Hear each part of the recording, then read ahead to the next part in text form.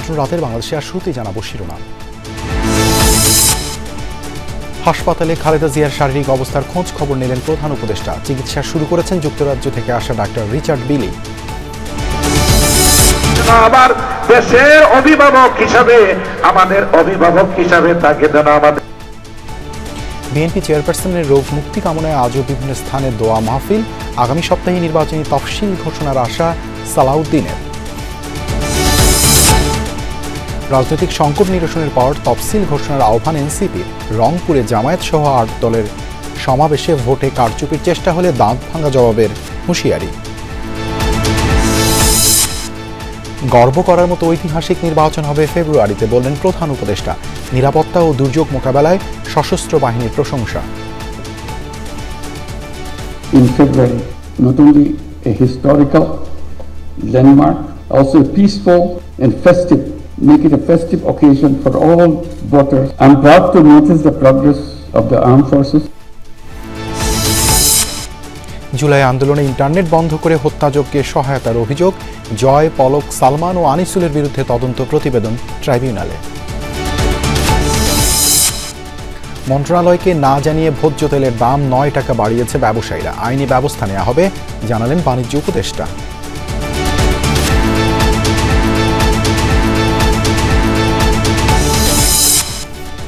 এছাড়াও রাতের বাংলাদেশে থাকছে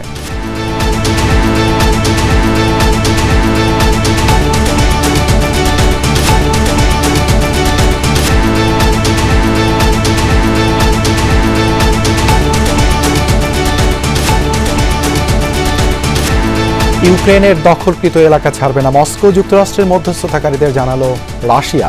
যুদ্ধ বন্ধে পৌঁছানো যায়নি চুক্তির কাছাকাছি। বিএনপি চেয়ারপারসনের শারীরিক অবস্থার খোঁজ নিতে সন্ধ্যায় এভার কেয়ার হাসপাতালে যান প্রধান উপদেষ্টা ডক্টর মোহাম্মদ ইউনূস। সেখানে তাকে স্বাগত জানান বিএনপি মহাসচিব। মেডিকেল বোর্ডের চিকিৎসকদের সাথে নিয়ে সরাসরি খালেদা জিয়ার কাছে যান ডক্টর ইউনূস। এদিনও এভার কেয়ারের সামনে ছিল নেতাকর্মীদের ভিড়। তবে এখনও খালেদা জিয়ার শারীরিক অবস্থা অপরিবর্তিত রয়েছে।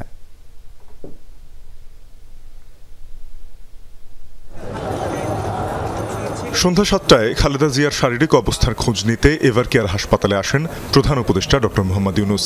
তাকে স্বাগত জানান বিএনপি মহাসচিব। পরে ব্যক্তিগত চিকিৎসক ডাক্তার AZM জাহিদ হোসেন এবং মেডিকেল বোর্ডের প্রধান শাহাবুদ্দিন তালুকদারকে সাথে নিয়ে খালেদা জিয়ার চিকিৎসার সরাসরি অগ্রগতি সম্পর্কে জানতে চান ডক্টর ইউনূস। গত 23 নভেম্বর থেকে এভার কেয়ার হাসপাতালে চিকিৎসাধীন বিএনপি চেয়ারপারসন বেগম খালেদা জিয়া। অবস্থা গুরুতর হলে 27 নভেম্বর তাকে সিসিইউতে স্থানান্তর করা হয়। এরপর থেকেই দলের নেতাকর্মী সহ অনেকে উদ্বিগ্ন হয়ে ভিড় করতে থাকেন হাসপাতালের গেটে। দোয়া করতেছি, জায়গা মসজিদে পড়তেছি দোয়া, নিজের বাড়িতে পড়তেছি দোয়া। তো ওনারে খুব দরকার, ওনার সুস্থ দরকার। প্রত্যেকটা দল যাকে মানে আমাদের দেশনেত্রী বেগম খালেদা জিয়ার এখন আমরা চাই আরো দীর্ঘ সময় আমাদের মাঝে থাকুক এবং দেশকে নেতৃত্ব দেব। আমরা নেত্রী পাবো বা নেতা পাবো, কিন্তু এই নেত্রী আমরা পাবো। আসলে কি বিকল্প বলতে কিছু থাকে? ম্যাডামের বিকল্প কি আসলে কাউকে পাওয়া যাবে?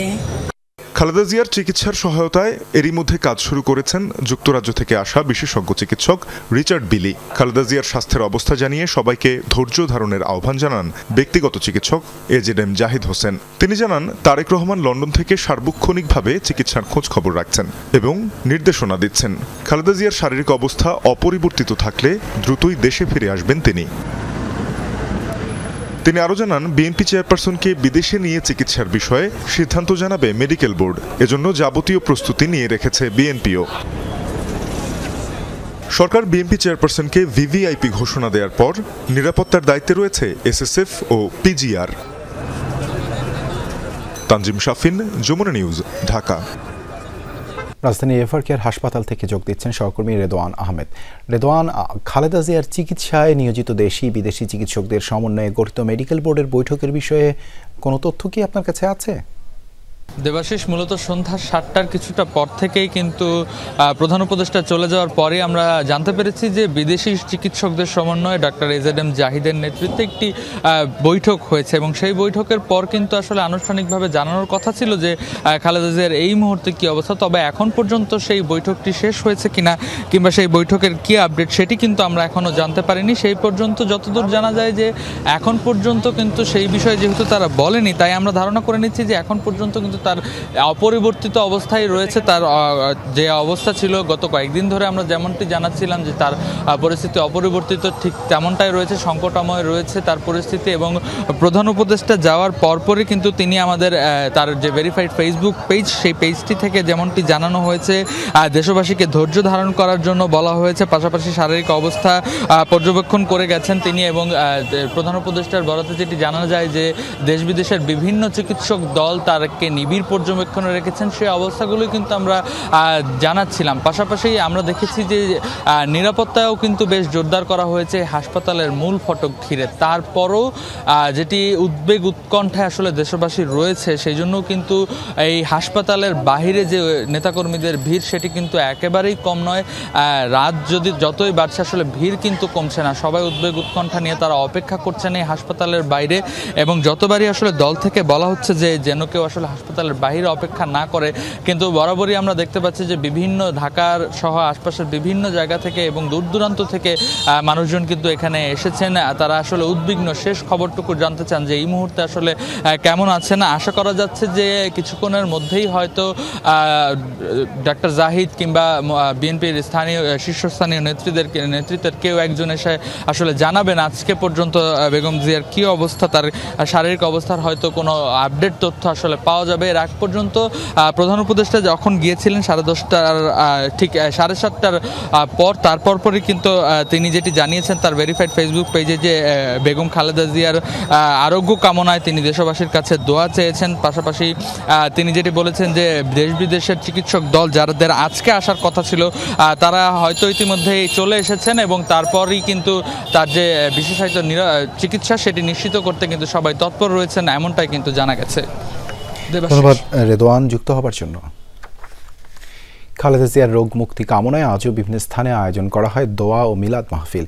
পাড়া মহল্লার এসব আয়োজনে বিএনপি ও অঙ্গ সংগঠনের নেতাকর্মী ছাড়াও যোগ দিয়েছেন সাধারণ মানুষও। আল্লাহর কাছে খালেদা জিয়াকে সুস্থ করে ফিরিয়ে দেওয়ার ফরিয়াদ রাজনীতিবিদ থেকে সাধারণ মানুষের মোনাজাতে।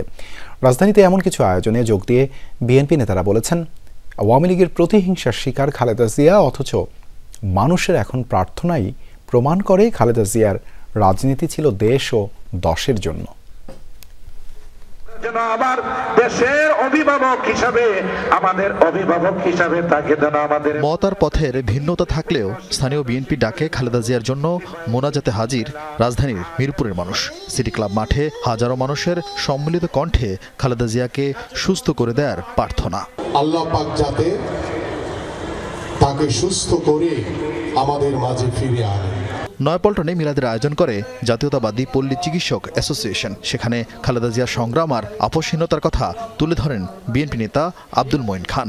স্বৈরাচারী আওয়ামী লীগ সরকার একসময় হঠাৎ একটি সিদ্ধান্ত নিয়েছিল, একদিনে, আমি আমার নিজের গ্রামের অঞ্চল থেকে জানি, একদিনে হাজার হাজার পল্লী চিকিৎসককে গ্রেফতার করা হয়েছে। পরবর্তীতে সেই একই আক্রোশের শিকার হয়েছিলেন আমাদের দেশনেত্রী বেগম খালেদা জিয়া। খালেদা জিয়ার সুস্থতায় দোয়া মাহফিলের আয়োজন করে কৃষক দলও। সেখানে রিজভী আহমেদ বলেন, খালেদা জিয়ার রাজনীতি মানুষের জন্য হওয়ায় তার অসুস্থতায় উদ্বিগ্ন গোটা দেশ। আজকে সুশীল সমাজ, আজকে সাধারণ ছাত্র, সাধারণ যুবক, আজকে বিভিন্ন বাহিনীর সদস্যরা, নারী পুরুষ নির্বিশেষে প্রত্যেকে আল্লাহর কাছে হাত তুলেছে। এদেশের একজন মহান নেত্রী, আল্লাহ তাকে যেন সুস্থতা দান। এছাড়া স্বেচ্ছাসেবক দলও রাজধানীর পীরজঙ্গি এতিমখানায় খতমে কোরআন ও মিলাদের আয়োজন করে। এদিকে সচিবালয়ে সাবেক প্রধানমন্ত্রী খালেদা জিয়ার রোগ মুক্তি কামনায় দোয়া মাহফিল অনুষ্ঠিত হয়েছে। এতে অংশগ্রহণ করেন কর্মকর্তা কর্মচারীরা। আরেফিন শাকিল, যমুনা নিউজ, ঢাকা। বিএনপির স্থায়ী কমিটির সদস্য সালাউদ্দিন আহমদ বলেছেন, আওয়ামী লীগ সরকার তাকে হত্যার জন্যই গুম করেছিল। বিএনপি ক্ষমতায় এলে সব গুম খুনের বিচার হবে। কক্সবাজারের নিজ এলাকায় দ্বিতীয় দিনের গণসংযোগ ও পথসভায় এসব কথা বলেন তিনি। আগামী সপ্তাহে নির্বাচনী তফসিল ঘোষণা করা হবে বলে আশা প্রকাশ করেন এই বিএনপি নেতা। সকালে কক্সবাজারের পেকুয়ায় বাবা মার কবর জিয়ারতের মধ্য দিয়ে দ্বিতীয় দিনের নির্বাচনী প্রচারণা শুরু করেন বিএনপির স্থায়ী কমিটির সদস্য সালাউদ্দিন আহমেদ। পরে শাকেরপাড় স্টেশনে ইউনিয়ন বিএনপি আয়োজিত পথসভায় বক্তব্য রাখেন। আওয়ামী লীগ সরকার তাকে গুম করে হত্যার চেষ্টা করেছিল বলে অভিযোগ করেন। প্রেসিডেন্ট শেখ হাসিনা আমাকে হত্যা করার জন্য গুম করেছিল। আল্লাহর দরবারে আমার হায়াত ছিল বলে আল্লাহ রাব্বুল আলামিন আমাকে জীবিত রেখেছেন। ফ্যাসিবাদের নিপাত হয়েছে, এসে আওয়ামী বাদশাহী ফ্যাসিস্ট গোষ্ঠী দেশ থেকে পালাতে বাধ্য হয়েছে। অবিচার অন্যায় হয়েছে, সমস্ত কিছুর বিচার হবে ইনশাআল্লাহ। দিনভর শিলকালী, বারোবাকিয়া ও রাজাকালী ইউনিয়নে গণসংযোগের পাশাপাশি নির্বাচনী পথসভায় দেয়া বক্তব্যে ধানের শীষে ভোট চান সালাউদ্দিন আহমেদ। আগামী জাতীয় সংসদ নির্বাচনের তফসিল ইনশাআল্লাহ আগামী সপ্তাহের মধ্যে ঘোষণা হতে পারে। যদি বিএনপি রাষ্ট্র পরিচালনার দায়িত্বপ্রাপ্ত হয়, সরকার গঠন করে, তাহলে এই পেকুয়া চকরিয়া যত যা কিছু উন্নয়ন আছে ইনশাআল্লাহ ভরপুর উন্নয়ন হবে। এদিকে মহেশখালী, কুতুবদিয়া নিয়ে গঠিত কক্সবাজার 2 আসনেও সালাউদ্দিন আহমেদকে মনোনয়ন দেওয়ার দাবিতে কালার মার ছড়াই সমাবেশ করেছে বিএনপি নেতাকর্মীরা। বাংলাদেশ জাতীয়তাবাদী দল। জামশেদ চৌধুরী, যমুনা নিউজ। খালেদা জিয়া অসুস্থ, তাছাড়া দেশে চলমান রাজনৈতিক সংকটও আছে। রাজনীতিতে স্থিতিশীলতা আসার পরই তফসিল ঘোষণার দাবি জানিয়েছে এনসিপি। বিকেলে রাজধানীর আগারগাঁওয়ে নির্বাচন ভবনে সিইসির সাথে সাক্ষাৎ শেষে এই কথা বলেন এনসিপির আহ্বায়ক নাহিদ ইসলাম ও মুখ্য সমন্বয়ক নাসির উদ্দিন পাটোয়ারি। শাপলাকলি প্রতীকে ইসির নিবন্ধন সার্টিফিকেট গ্রহণ করেছে এনসিপি। এ সময় ইসির সাথে সংস্কার প্রস্তাবনা নিয়ে আলোচনা করা হয়। আদালতকে ব্যবহার করে এখন এই সংস্কার প্রস্তাবনা বাতিলের চেষ্টা করা হচ্ছে বলেও অভিযোগ করেন তিনি। বলেন, হলফনামায় প্রার্থীর তথ্য সঠিকভাবে যাচাই বাছাই করার জন্য ইসিকে বলা হয়েছে। অর্থ ব্যয়ের বিষয়ে ইসিকে কঠোর অবস্থান নেয়ার আহ্বান জানানো হয়। এছাড়া যারা নির্বাচনে কালো টাকা ছড়াবে তাদের বিরুদ্ধে ব্যবস্থা নিতে হবে। গণভোটের প্রশ্ন সম্পর্কে নাহিদ ইসলাম বলেন, এ বিষয়ে সঠিকভাবে প্রচার চালাতে হবে, অন্যথায় জনগণের কাছে তথ্য পৌঁছাবে না। ভোটের সময় অপতথ্য রোধে ইসিকে বিশেষ ব্যবস্থা নেওয়ার আহ্বান জানান নাহিদ ইসলাম।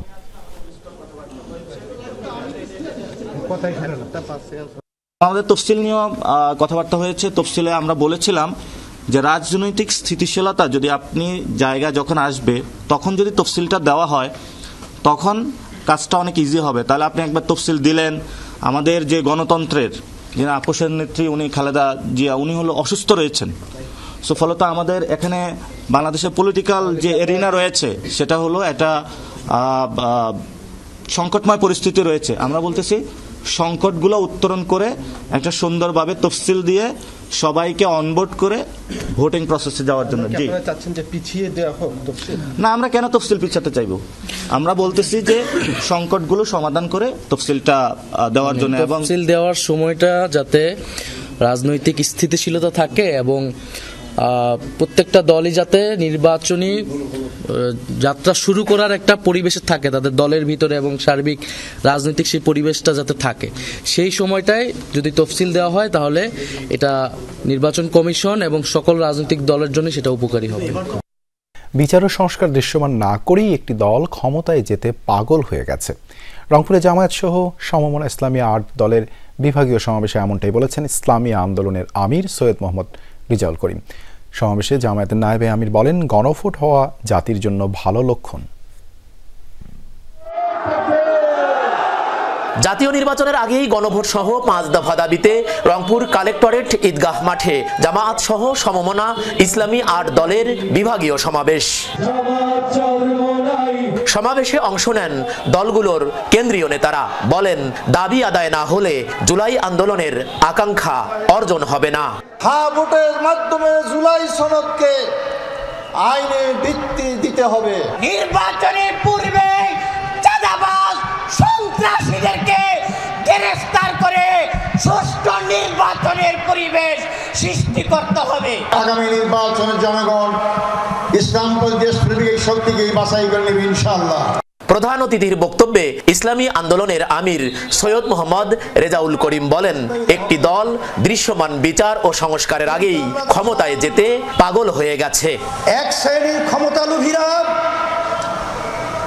সংস্কার এবং দৃশ্যমান বিচারকে গুরুত্ব না দিয়ে ক্ষমতা যাওয়ার জন্য শুধু পাগল নয়, ডবল পাগল হয়ে গেছে। সমাবেশে জামায়াতের নায়েবে আমির অধ্যাপক মুজিবুর রহমান বলেন, একটি দল গণভোট চায় না, সে কারণেই তারা সংসদ নির্বাচনের দিন গণভোট চায়।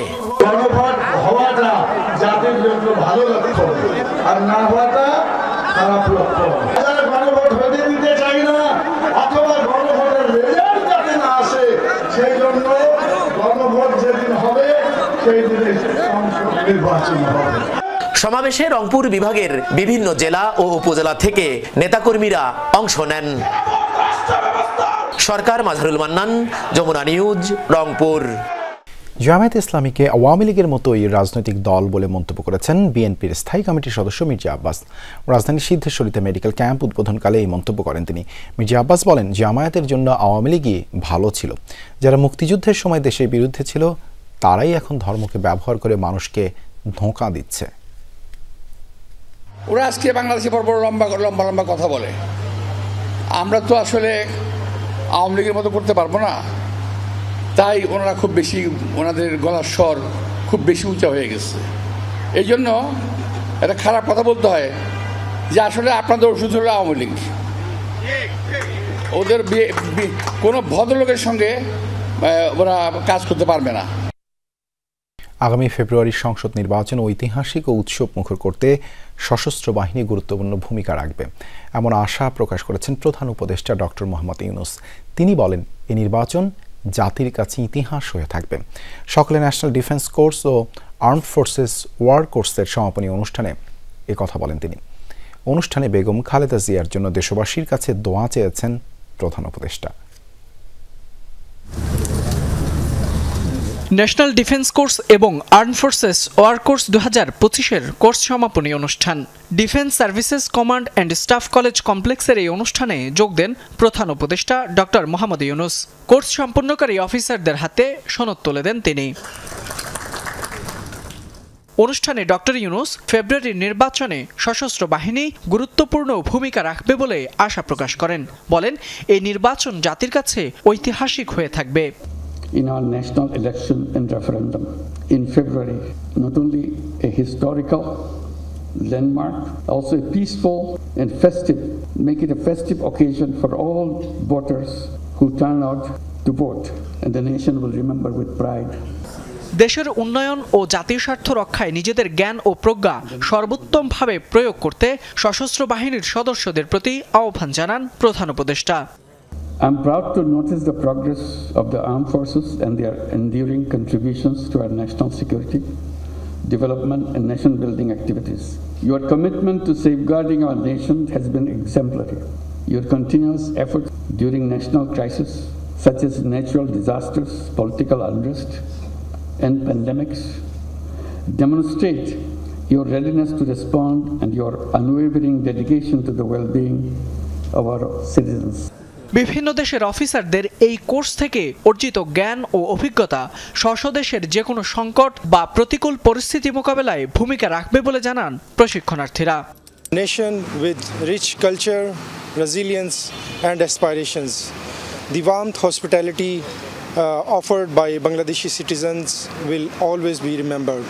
Overall, I would say it's been a great experience of learning, meeting new people, friendships, camaraderie, and preparing us for higher leadership in the future. I love about the Bangladeshi community added to the experience by their simplicity, hospitality, and being friendly to all of us. ভালো একটা experience আমাদের জন্য, কারণ এখানে আমরা different profession থেকে এসেছি। আমাদের কেউ সিভিল ব্যাকগ্রাউন্ড থেকে এসেছে, কেউ মিলিটারি ব্যাকগ্রাউন্ড থেকে এসেছে। ন্যাশনাল ডিফেন্স কলেজ বাংলাদেশের সামরিক, বেসামরিক অফিসার এবং বিদেশিদের প্রশিক্ষণে যে অবদান রাখছে তা অতুলনীয়।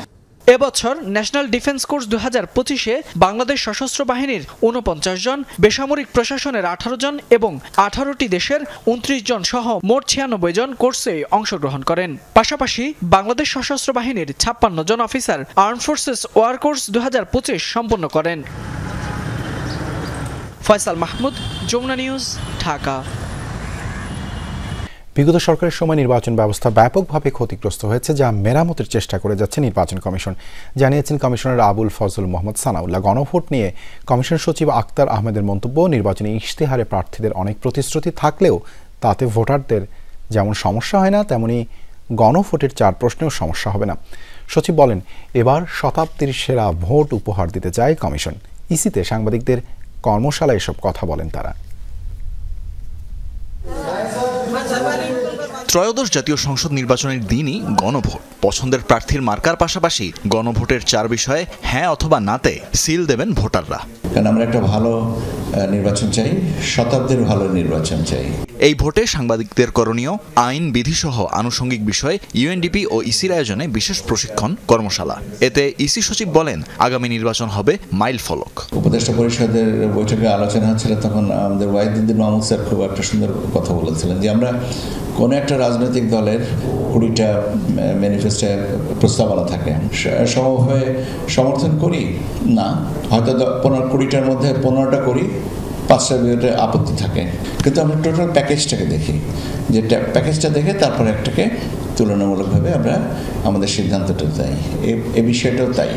নির্বাচন কমিশনার আবুল ফজল মোহাম্মদ সানাউল্লাহ বলেন, জাতীয় নির্বাচন ও গণভোট একসাথে হয় ভোট গ্রহণ প্রক্রিয়া কিছুটা দীর্ঘ হলেও কেন্দ্রের সংখ্যা বাড়ানোর উপায় নেই। ভোটারদেরও গণভোটের প্রশ্ন বুঝতে সমস্যা হবে না মনে করছে কমিশন। বাংলাদেশের নির্বাচন ব্যবস্থা ব্যাপকভাবে ক্ষতিগ্রস্ত হয়েছে। সেই ক্ষতিগ্রস্ত নির্বাচন ব্যবস্থাকে আমরা রিপেয়ার করে সঠিক অবস্থায় ফেরত আনতে চাচ্ছি। আর এবারে যেহেতু 2টো করে ব্যালট ম্যানেজ করতে হবে, সময়ের ব্যাপারটা আমাদেরকে সবাইকে সংবেদনশীল হতে হবে, আমাদের বুথ ব্যবস্থাপনাকে আরো স্মার্ট করতে হবে। সো আমরা সেদিকেই সেটাই করার চেষ্টা করছি। রবিবারের দিন আমরা ফাইনাল ডিসিশন নিব ইনশাআল্লাহ, কমিশন সবাই। ভোট কেন্দ্রে ভুয়া সাংবাদিকদের প্রবেশ ঠেকাতে ইসির সরবরাহ করা কার্ডে কিউআর কোড ব্যবস্থা চালুর কথা জানান ইসি সানাউল্লাহ। বলেন, আগামীতে কেমন দেশ ও গণতান্ত্রিক পথযাত্রা দেখতে চায় মানুষ, তার একটি টোন সেটিং হতে যাচ্ছে আসছে নির্বাচনে। ভুয়া সাংবাদিকরা কোনো একটা কার্ড নিয়ে যেতে না পারে, যে কারণে আমরা কিউআর কোড চালু করছি। তানফির মৌসুম, যমুনা নিউজ, ঢাকা। ত্রয়োদশ জাতীয় সংসদ নির্বাচন প্রক্রিয়া স্থগিত চেয়ে হাইকোর্টে রিট হয়েছে। বাংলাদেশ কংগ্রেসের মহাসচিব অ্যাডভোকেট ইয়ারুল ইসলাম এই রিট দায় করেন। এতে জেলা ও উপজেলা নির্বাচন কর্মকর্তাদের পরিবর্তে জেলা প্রশাসক এবং উপজেলা নির্বাহী কর্মকর্তাদের রিটার্নিং ও সহকারী রিটার্নিং কর্মকর্তা হিসেবে নিয়োগের সিদ্ধান্ত কেন অবৈধ ঘোষণা করা হবে না তা জানতে চেয়ে রুলের আর্জি করা হয়েছে। রুল নিষ্পত্তি না হওয়া পর্যন্ত নির্বাচন প্রক্রিয়া স্থগিতের নির্দেশনাও চাওয়া হয়। আগামী সপ্তাহে এর শুনানি হতে পারে বলে জানিয়েছেন রিটকারীর আইনজীবী। জুলাই আন্দোলনে ইন্টারনেট বন্ধ করে হত্যাযজ্ঞে সহায়তার অভিযোগে সাবেক প্রধানমন্ত্রী শেখ হাসিনার ছেলে ও তার আইসিটি বিষয়ক উপদেষ্টা সজীব ওয়াজেদ জয় সহ অন্যদের বিরুদ্ধে তদন্ত প্রতিবেদন হাতে পেয়েছে ট্রাইব্যুনালের প্রসিকিউশন। আগামীকাল আনুষ্ঠানিক অভিযোগ দাখিল করবে আন্তর্জাতিক অপরাধ ট্রাইব্যুনালের প্রসিকিউশন। অন্য আসামিদের মধ্যে রয়েছেন সাবেক আইসিটি প্রতিমন্ত্রী জুনাইদ আহমেদ পলক, সাবেক আইনমন্ত্রী আনিসুল হক ও তৎকালীন প্রধানমন্ত্রীর বেসরকারি বিনিয়োগ বিষয়ক উপদেষ্টা সালমান এফ রহমান।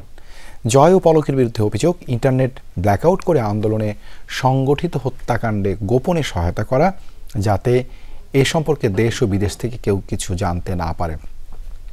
আর কারফিউ ঘোষণার পর ছাত্র জনতাকে হত্যার পরিকল্পনার অভিযোগে আনিসুল হক ও সালমান এফ রহমানের বিরুদ্ধে জুনায়েদ আহমেদ পলক, আনিসুল হক ও সালমান এফ রহমান বর্তমানে বিভিন্ন মামলায় কারাগারে রয়েছেন।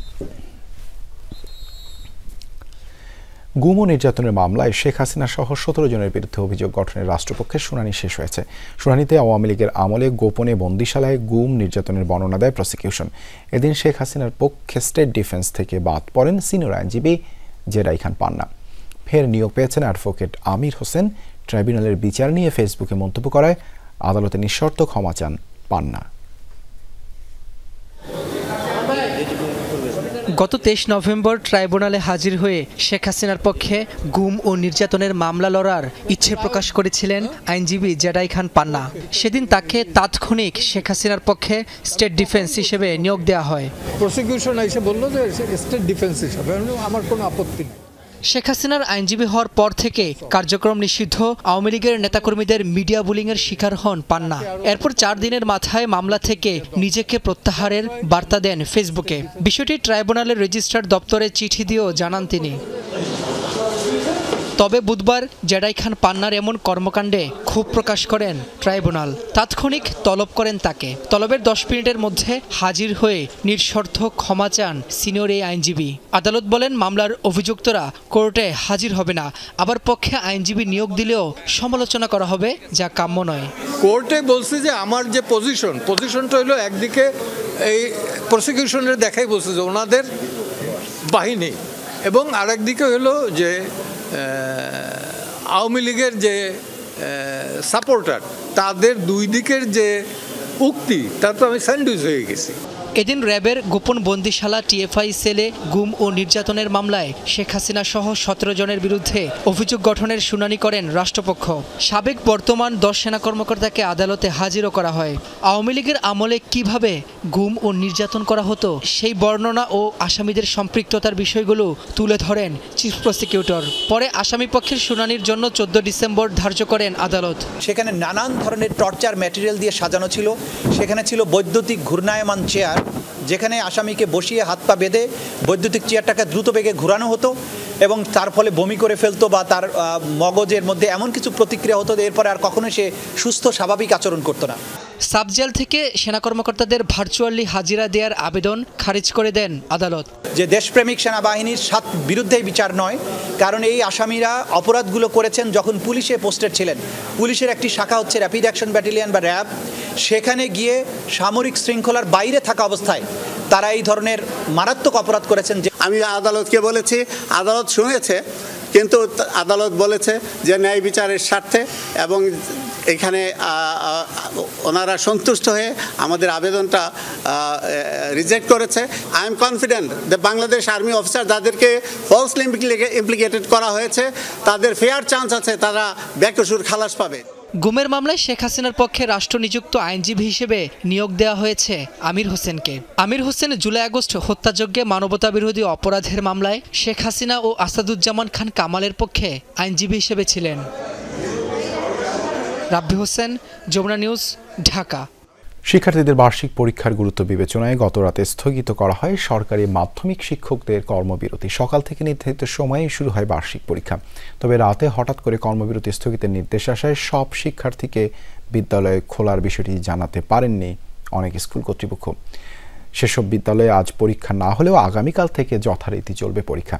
এদিকে 3 দফা দাবিতে সরকারি প্রাথমিক বিদ্যালয়ে কমপ্লিট শাটডাউন চললেও বিভিন্ন স্থানে দেখা গেছে ভিন্ন চিত্র। কর্মসূচি শিথিল করে পরীক্ষা নিয়েছে কিছু শিক্ষক। আবারও যেন প্রাণ ফিরেছে বিদ্যালয়ে। সকাল সকাল কোমলমতি শিক্ষার্থীদের পদচারণে মুখর বিদ্যালয় প্রাঙ্গণ।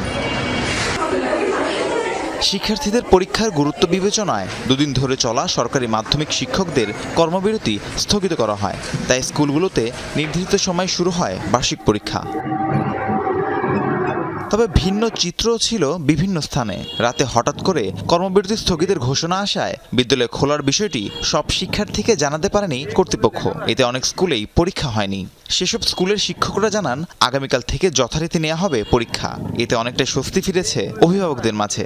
দাবি থাকবে, সরকারের কাছে বিভিন্ন দাবি দেওয়া থাকবে, কিন্তু স্কুল বন্ধ করে এবং পরীক্ষা বন্ধ করে নয়। একজন অভিভাবক হিসেবে আমরা চাই আমাদের সন্তানরা যেন শিক্ষা পায় এবং তাদের যেন পরীক্ষাগুলো ঠিকমতো হয় এবং শ্রেণীকক্ষে যেন তারা সুন্দর মতো ক্লাস করতে পারে।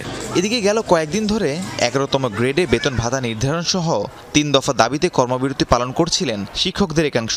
দাবি আদায়ে কমপ্লিট শাটডাউন কর্মসূচি পালন করেছেন সরকারি প্রাথমিক বিদ্যালয়ের সহকারী শিক্ষকরা। এরই মাঝে কোথাও কোথাও অভিভাবকদের সহায়তায় বার্ষিক পরীক্ষা নেন প্রধান শিক্ষকরা। কর্মবিরতি শিথিল করে পরীক্ষায় গার্ড দেন কিছু শিক্ষকও। প্রথম এবং দ্বিতীয় শ্রেণীর মূল্যায়ন নিয়েছি অভিভাবকের সহায়তায়। সমস্যা হয়েছে, তারপর আমার নেতে আমি নিয়েছি। প্রধান শিক্ষক আছেন, তিনি তার তত্ত্বাবধানে আমাদের পরীক্ষা নিয়ে নিচ্ছেন। যেহেতু একটা বার্ষিক পরীক্ষা বাচ্চাদের ভবিষ্যৎ, এজন্য প্রধান শিক্ষক তার নিজ দায়িত্বে। প্রধান শিক্ষক এই আন্দোলনের সাথে জড়িত না, তাদের সংগঠন আলাদা, সেভাবে তার পরীক্ষাটা আমরা নিয়ে নিচ্ছি। শিক্ষকরা বলেন তারা অবিলম্বে নিজ নিজ কর্মস্থল ও শ্রেণীকক্ষে ফিরে যেতে চান, কিন্তু যতক্ষণ পর্যন্ত দাবি মানা না হচ্ছে ততক্ষণ পর্যন্ত কর্মসূচি চলবে। আমাদের 3 দফা দাবি যতক্ষণ পর্যন্ত বাস্তবায়ন না হবে আমরা ততক্ষণ পর্যন্ত কর্মবিরতি এবং সম্পূর্ণ শাটডাউন কর্মসূচি যে আছে আমরা সেই কর্মসূচির সাথে একাত্মতা ঘোষণা করি। এই আন্দোলন কর্মসূচি স্থগিত করা সম্ভব না। এখন এই মুহূর্তে চাই আমরা পরীক্ষার হলে ফিরে যেতে। এই মুহূর্তে এক মুহূর্তে আমরা দেরি করতে চাই না। তারা আমাদের দাবিটার একটা যৌক্তিক কিছু, আমাদের দৃশ্যমান একটা কিছু আমাদের দিক। Rahim Sarwar, Jamuna news. BNP chairperson Khaleda জিয়ার সুস্থতা কামনায় দেশের বিভিন্ন জায়গায় দোয়া মাহফিল সহ নানা কর্মসূচি অনুষ্ঠিত হয়েছে। দুপুরে সিলেটের দক্ষিণ সুরমা সিলামে শাহ তৈয়ব সয়লানির মাজারে বিশেষ দোয়া অনুষ্ঠিত হয়। সিলেট ৩ আসনে বিএনপি মনোনীত প্রার্থী এম এ মালিক এই আয়োজন করেন। এ সময় উপজেলা বিএনপির নেতাকর্মীরা উপস্থিত ছিলেন। এ সময় বেগম খালেদা জিয়ার আরোগ্য কামনায় দোয়া করেন তারা।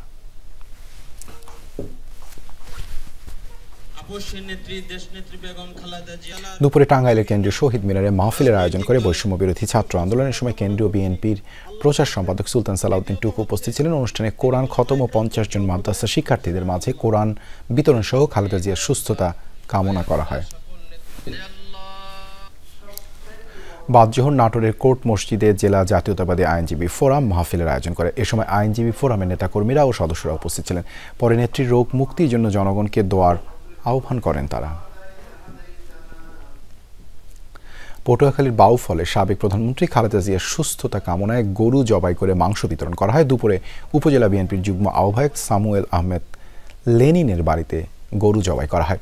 পরে স্থানীয় এতিমখানা, হাফেজি মাদ্রাসা ও দুস্থদের মাঝে মাংস বিতরণ করেন তিনি। বিএনপি চেয়ারপারসন খালেদা জিয়ার সুস্থতা কামনায় সুনামগঞ্জে মাহফিল এবং এতিমখানার খাবার বিতরণ করা হয়। সুনামগঞ্জ 4 আসনে বিএনপির মনোনয়ন প্রত্যাশী অ্যাডভোকেট নুরুল ইসলাম এই কর্মসূচির আয়োজন করেন।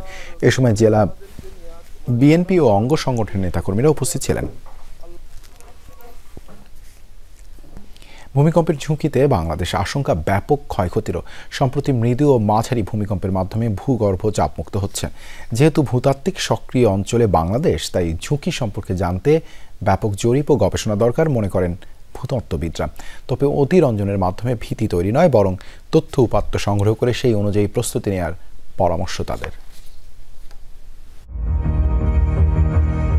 সম্প্রতি রাজধানী কাঁপিয়ে দেয়া 5.7 মাত্রার ভূমিকম্পটির উৎপত্তিস্থল ছিল নরসিংদীর মাধবদী। পরে আরও কয়েকটি কম্পন অনুভূত হয় দেশে। সোমবার রাতেও 4.9 মাত্রার ভূমিকম্পে কেঁপে ওঠে বাংলাদেশ, মিয়ানমার, ভারতের পূর্বাঞ্চল, যার উৎপত্তিস্থল ছিল মিয়ানমারের ফলামে। এই পরিস্থিতিতে আতঙ্কিত নাগরিকরা। এরই মধ্যে ভূমিকম্পের নানা দিক নিয়ে ঢাকা রিপোর্টার্স ইউনিটিতে সংবাদ সম্মেলন করে বাংলাদেশ ভূতাত্ত্বিক সমিতি। বিশেষজ্ঞরা জানান, মধুপুর ফল্ট, ডাউকি ফল্ট এখনও সক্রিয়, তাই ঝুঁকিতে বাংলাদেশ। দূরের আর্থকোয়েক থেকে আসে low frequency wave. Low frequency wave soft সয়েলে কোনো বিল্ডিং যদি থাকে, ওই সয়েলের সাথে এটাকে বলি আমরা অনুনাদ হয়ে যায়, ওটা ওই ফ্রিকোয়েন্সিটা মার্জ হয়ে একটা বড় ফ্রিকোয়েন্সি হয়ে যায়, অর্থাৎ কয়েক গুণ বেড়ে যাবে। নিচু এলাকা যেসব জায়গায় ভরাট করে এখন অবকাঠামো তৈরি করা হচ্ছে, এই জায়গাগুলো ভূমিকম্পের জন্য খুবই ঝুঁকিপূর্ণ। ইভেন অনেক দূরের কোনো আর্থকুয়েক, যেটা হয়তো 300-400 কিলোমিটার দূরে হলেও এখানে অ্যাম্পলিফিকেশন হতে পারে, অর্থাৎ ঝাঁকুনি বেড়ে যেতে পারে এই সফট সেডিমেন্টের জন্য। বিশেষজ্ঞরা বলছেন, ভূমিকম্পের আগাম বার্তা পাওয়া না গেলেও জরিপ এবং গবেষণার মাধ্যমে ফাটলের অবস্থান, বিস্তৃতি চিহ্নিত করে ঝুঁকি সম্পর্কে ধারণা পাওয়া সম্ভব। আমাদের অংশে ইন্ডিয়ান প্লেটটা বার্মিজ প্লেটের নিচে ঢুকে যাচ্ছে, তো এখন এই চাপাচাপির ফলে যে এনার্জি তৈরি হয়, এইটা হচ্ছে আর্থকুয়েক সৃষ্টি করে। তো এনার্জি কি পরিমাণ তৈরি হচ্ছে, এইগুলো মনিটরিং করতে হবে। ছোট ছোট ভূমিকম্প হচ্ছে, বড় ভূমিকম্প হবে বলে আতঙ্কিত হয়ে যান, তাহলে যেমন আবার ছোট যখন ভূমিকম্প হয়ে গেল আপনি একেবারেই নিশ্চিন্ত হয়ে যাবেন যে বড় ভূমিকম্প হবে না, সেটাও। ভূমিকম্প সহনশীল ভবন নকশা এবং চিকিৎসা ও পুনর্বাসন প্রক্রিয়া জোরদারের পরামর্শ বিশেষজ্ঞদের। একেবারে অজ্ঞাত অবস্থায় থাকাটাও ক্ষতিকর। শাকিল হাসান, যমুনা নিউজ, ঢাকা। বাণিজ্য মন্ত্রণালয়ের অনুমোদন না নিয়ে হঠাৎ করে বোতলজাত সয়াবিন তেলের দাম লিটারে 9 টাকা বাড়িয়ে দিয়েছে ব্যবসায়ীরা। এর মাধ্যমে আমদানিকারক ও বাজারজাতকারী প্রতিষ্ঠানগুলো আইন লঙ্ঘন করেছে বলে জানিয়েছেন বাণিজ্য উপদেষ্টা। ক্ষুব্ধ উপদেষ্টা বলেন, এভাবে সিন্ডিকেট করে তেলের দাম বাড়ানো কোনোভাবেই গ্রহণযোগ্য নয়। এক্ষেত্রে আইনগত ব্যবস্থা নেওয়া হবে। ভোক্তা অধিকার সংগঠন ক্যাপ সভাপতিও এভাবে সয়াবিন তেলের দাম বাড়ানো অন্যায় বলেছেন। এক্ষেত্রে জড়িতদের কঠোর শাস্তি দাবি করেছেন তিনি। হঠাৎ করেই বোতলজাত সয়াবিন তেলের দাম চড়া। দুদিন আগে ক্রেতারা প্রতি লিটার 189 টাকায় কিনলেও এখন দিতে হচ্ছে 198 টাকা। Vegetable oil refiners and Vanaspati manufacturers association 9 টাকা দাম বাড়ালেও সম্মতি নেয়নি বাণিজ্য মন্ত্রণালয়ের। আমি আধা ঘন্টা আগে জেনেছি এটার কোনো আইনগত ভিত্তি নাই। যে কর্মকাণ্ডটা ওনারা করেছেন সবাই সামগ্রিকভাবে একত্রিতভাবে করেছেন, মানে এই সামগ্রিক একত্রিক কোনো একটা কার্যক্রম অবশ্যই গ্রহণযোগ্য। অথচ মঙ্গলবার ক্রয় সংক্রান্ত উপদেষ্টা কমিটি প্রতি লিটার 179.8 টাকা দামে টিসিবির জন্য 50 লাখ লিটার সয়াবিন তেল কেনার প্রস্তাব অনুমোদন করেছে। দেশীয় ব্যবসায়ীদের কাছ থেকে কেনা হচ্ছে এই তেল। এর জন্য খরচ পড়বে 89,92,50,000 টাকা। সেই হিসেবেও ব্যবসায়ীরা অনৈতিকভাবে লিটারে 20 টাকা বেশি দামে বোতলজাত সয়াবিন তেল বিক্রি করছে। বাজারে 20 টাকা বেশি দামে তেল দেওয়ার কোনো কারণ, আমি তো যৌক্তিক কোনো কারণ খুঁজে পাচ্ছি না। গতকালই তো আমরা কিনেছি ওনাদের কাছ থেকে 50 লক্ষ লিটার তেল কিনেছি, 1-2 লিটার না তো 50 লক্ষ লিটার তেল যদি টেন্ডারে 20 টাকা কমে আমরা কিনতে পারি, তাহলে বাজারে কেন এত বেশি দামে বিক্রি হবে? এ অবস্থায় প্রশ্ন উঠছে বাণিজ্য মন্ত্রণালয়ের ভূমিকা নিয়ে। ব্যবসায়ীদের কি নিয়ন্ত্রণ করতে পারছে না মন্ত্রণালয়? ভোক্তা অধিকার সংগঠন ক্যাব বলছে, আইন না মেনে তেলের দাম বৃদ্ধিকারীদের বিরুদ্ধে শাস্তিমূলক ব্যবস্থা না নিলে ভবিষ্যতে সংকট বাড়বে। তাদের রিফাইনারি বন্ধ করে দেওয়ার মতো এখানে সুযোগ আছে। কম্পিটিশন কমিশন আইন, ইভেন যদি কেউ হোর্ডিং করে যেটা মাঝে মাঝে দাম বাড়ানো হয়, সেখানে স্পেশাল পাওয়ার একটা ব্যবস্থা আছে। আমরা সেই আইনের প্রয়োগটা দেখতে চাই। আমাদের পদক্ষেপগুলো তো নিব, আমরা তো আলোচনায় বসছি। এটা তো মানে মার্কেটে যে তরল নিয়ে যুদ্ধ করার জিনিস না। আইনসঙ্গত আমাদের যে ব্যবস্থাগুলো আছে আমরা সবগুলোই নিব। নিয়ন্ত্রণ আছে কি নেই সেটা আমাদের পদক্ষেপের মাধ্যমে জানতে পারবেন, নিশ্চয়ই আছে। বাণিজ্য উপদেষ্টা জানিয়েছেন, আমদানির জন্য গতবারের চেয়ে বেশি ঋণপত্র খোলায় সামনের রোজায় ভোগ্যপণ্যের দাম বাড়বে না। আলমগীর স্বপন, যমুনা নিউজ, ঢাকা। ইউক্রেনের দখলকৃত ভূমির বিষয়ে ছাড় দিতে রাজি নয় রাশিয়া। যুক্তরাষ্ট্রের মধ্যস্থতাকারীদের চাপ জানিয়ে দিয়েছে মস্কো। বিস্তারিত না জানালেও ক্রেমলিন নিশ্চিত করেছে যুদ্ধ বন্ধে চুক্তির বিষয়ে খুব কাছাকাছি পৌঁছানো যায়নি। তবে মার্কিন প্রস্তাবের কয়েকটি ইস্যুতে সমঝোতা হয়েছে বলেও জানিয়েছে। ইউক্রেন যুদ্ধ বন্ধের প্রচেষ্টা হিসেবে দফায় দফায় আলোচনার পর রাশিয়া সফরে মার্কিন প্রতিনিধি দল আছেন প্রেসিডেন্ট ডোনাল্ড ট্রাম্পের বিশেষ প্রতিনিধি স্টিভ উইটকফ এবং ট্রাম্পের জামাতা জ্যারেড কুশনার। টানা 5 ঘন্টার আলোচনা পেরিয়ে যায় মধ্যরাত। রাশিয়া বলছে, মার্কিন প্রতিনিধি দলের সাথে বৈঠকের পরও প্রায় 4 বছর ধরে চলা যুদ্ধ বন্ধ ইস্যুতে কোনো ব্রেক থ্রু নেই। কিছু পয়েন্টে সম্মতি জানালেও মূল ইস্যুতে বিভাজন রয়েই গেছে। বিশেষ করে দোনেস্ক ও লুহানস্ক সহ ইউক্রেনের দখলকৃত অঞ্চলগুলো নিয়ে ছাড় দিতে রাজি নয় মস্কো। খুব গুরুত্বপূর্ণ ও গঠনমূলক আলোচনা হয়েছে। খসড়া প্রস্তাব নিয়ে কথা বলেছি, কিছু বিষয়ে সমঝোতা হয়েছে, অনেক ইস্যুতে সমালোচনাও করেছি। আলোচনার বিষয়ে এখনই কিছু জানানো হবে না, তবে চুক্তির বিষয়ে খুব বেশি অগ্রগতি হয়নি। অনেক বিষয়ে কাজ করতে হবে। ওয়াশিংটন মস্কো যোগাযোগ অব্যাহত থাকবে। গভীর রাতে শেষ হওয়া বৈঠকের পর উইটকফ ও কুশনারের গন্তব্য নিয়ে জানা যায়নি। আলোচনা নিয়ে যুক্তরাষ্ট্রের তরফ থেকেও কিছু জানানো হয়নি। ডরথি দাস্ট্রিন, যমুনা নিউজ।